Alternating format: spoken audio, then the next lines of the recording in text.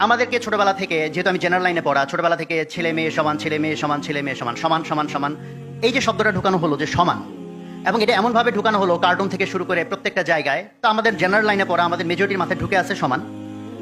পরে গিয়ে আমরা যখন ইসলামের দিকে তাকাই বা ইসলামকে বোঝার চেষ্টা করি, আমরা এই সমান শব্দটার উল্লেখ এখানে পাই না, আমরা ন্যায্যতার কথাটা পাই। এখানে খুব প্রাসঙ্গিকভাবে ইনসাফ শব্দটা খুবই প্রাসঙ্গিক সেই জায়গা থেকে।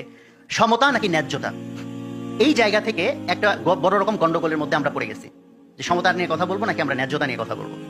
তো একটা সিম্পল জিনিস হচ্ছে যে কিছু প্রশ্ন, ইভল কোশ্চেন, ঝামেলা তৈরি করার জন্য তৈরি করা যায়। যেমন আমি যদি জিজ্ঞেস করি হার্ট আর ব্রেইন এই দুটা কি সমান নাকি কোনো একটা ছোট কোনো একটা বড়, এই ঝগড়া যদি লাগানো হয়, এই ঝগড়াটা একটা ক্ষতিকারক ঝগড়া। কারণ হার্ট আর ব্রেইন মিলে যদি ঝগড়া করে এবং কোনো একভাবে যদি কোনো একটা জিতে যায়, ধরো হার্ট জিতে গেল, তাহলে এইটাই যদি প্রপাগান্ডা করা হয় হার্ট হচ্ছে বেশি ভালো, তাহলে ব্রেইনগুলো মনে করবে আমার ব্রেন হয়ে দরকারটা কি, আমিও হার্ট হয়ে যাই। তো বডির মধ্যে দুইটা হার্ট একটাও ব্রেন নাই, তাতে কি আমাদের চলবে কিনা, বা ভাইস ভার্সা বা উল্টাভাবে। একইভাবে একটা তালা বা একটা চাবি, হ্যাঁ ঝগড়া লাগাই দিলাম, তালা বেশি ভালো না চাবি বেশি ভালো। এই প্রশ্নটাই একটা দুষ্ট প্রশ্ন, কোনটা বেশি ভালো। কারণ যে দুইটা জিনিস সম্পূরক, তখন যদি সেটা সমান নাকি কোনটা বড় কোনটা ছোট, এই প্রশ্নটা ইভেন করা হয়, এই প্রশ্নটা একটা দুষ্ট প্রশ্ন। কারণ যদি তালা আর চাবির ভিতরে বিতর্ক করে জিতেও যায় কেউ একটা গ্রুপ যে তালা বেশি ভালো, তাহলে সব চাবিরা তালা হইতে চাইবে, তাহলে কোনো চাবি নাই সব তালা, তাতে কোনো ফায়দা আছে কিনা। অথবা জিতে গেল চাবি ভালো, তাহলে সবাই চাবি হয়ে গেল, তালারাও সব চাবি হয়ে গেল, তাহলে কোনো ফায়দা আছে কিনা। তো আমাদের বর্তমান সিচুয়েশনে এটাই একটা ইস্যু হয়ে দাঁড়িয়েছে নারী পুরুষ ইস্যুতে। নারী বেশি ভালো না নারী পুরুষ বেশি ভালো নাকি সমান, এই প্রশ্নটাই একটা সমস্যাপূর্ণ প্রশ্ন। বিকজ আল্লাহ তাআলা নারী আর পুরুষকে ভিন্ন করে বানাইছেন, সম্পূরক হিসেবে বানাইছেন।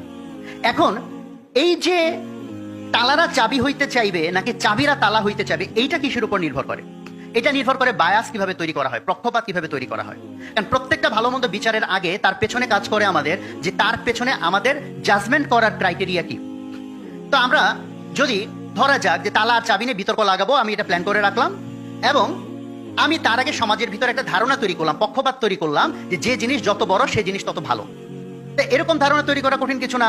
ইনকাম বড় হইলে ভালো, ঘর বড় হইলে ভালো, তাই না, মাঠ বড় হইলে ভালো, এরকম যদি কয়েকটা উদাহরণ দেওয়া হয় এবং তার পেছনে উদাহরণগুলো যদি বারবার বারবার বলা হয়, তাহলে একটা পক্ষপাত তৈরি হবে। এই পক্ষপাত তৈরি করার পর আমি যদি লোকজনকে জিজ্ঞেস করি তালা বেশি ভালো না চাবি বেশি ভালো, তখন তার উত্তর দিবে তালা বেশি ভালো। কেন? তার ভিতরে আমি অলরেডি পক্ষপাত তৈরি করছি, যেটা বড় সেটা হচ্ছে ভালো। তাহলে দেখবে তালা চাবির মধ্যে তালা হচ্ছে বড়, এই তালা হচ্ছে ভালো।